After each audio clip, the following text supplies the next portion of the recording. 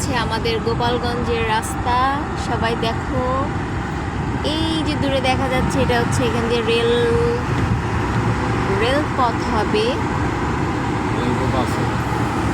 রেলপথ আছে, হয়ে গেছে না? ও সরি, হয়ে গেছে। দেখেন কত সুন্দর রাস্তা। যারা যারা গোপালগঞ্জ কখনো আসে নাই অবশ্যই তারা আসবে, এবং এত সুন্দর পরিবেশ, এত সুন্দর রাস্তা দেখলে অবশ্যই আপনাদের সবার ভালো লাগবে। আপনারা কিন্তু অবশ্যই